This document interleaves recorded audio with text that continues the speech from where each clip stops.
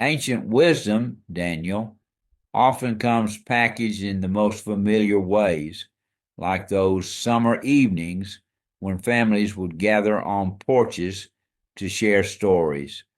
Today, we're exploring how those casual moments of storytelling mirror one of the most profound teaching moments in religious history. Pappy, how do you see those connections playing out? Well, Daniel, when we look at Deuteronomy, Moses is essentially having this massive porch moment with the Israelites.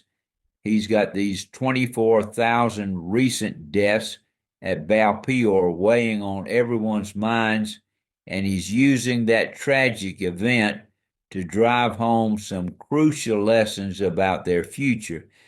The immediacy of that example must have been so powerful. I mean, they could see the empty spaces where their neighbors used to stand. Wow, Daniel. And what's sobering is how Moses frames these commands. He's not just giving rules, he's painting this picture of how following God's instructions would make Israel stand out among nations. Like a cultural influence strategy that would make them appear wise and understanding to their neighbors. Hmm, Pappy, and this was happening against the backdrop of some pretty complex religious systems, right? The Canaanites had this elaborate pantheon of deities. Oh, yeah, Daniel, we're talking about more than 20 different gods for everything imaginable: war, weather, fertility, dawn, dusk. It was like trying to manage 20 different relationship dynamics simultaneously, never quite knowing if you were doing it right. Well, that must have been exhausting compared to Israel's relationship with one God who gave clear instructions.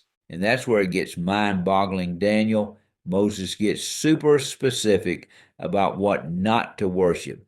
No images of people, animals, birds, fish, or even celestial bodies.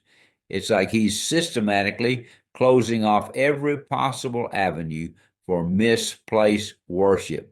You know what strikes me about that? Even though we're not crafting golden calves today, those same basic temptations seem pretty relevant. Exactly. Our modern idols might look different.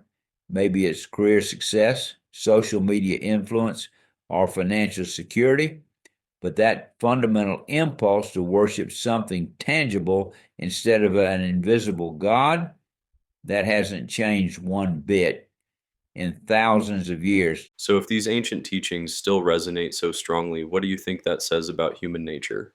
Well, I think it shows that while our technology and society have evolved dramatically, our core human tendencies to forget essential truths, to want something we can see and touch, to be influenced by the surrounding culture, those remain remarkably consistent. That brings us back to those porch conversations we started with. They weren't just casual social gatherings, were they? Not at all. They were these crucial moments of cultural transmission. And that's what makes this whole passage so powerful.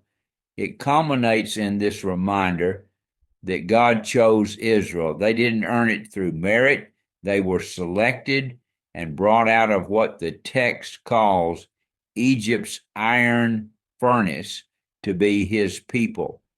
The imagery of that iron furnace captures both the intensity of their suffering and the transformative nature of their deliverance. And maybe that's the real wisdom that needs to be passed down.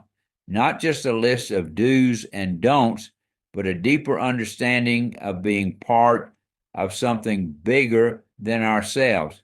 Whether we're talking about ancient Israelites or modern believers, it's about understanding our place in this continuing story.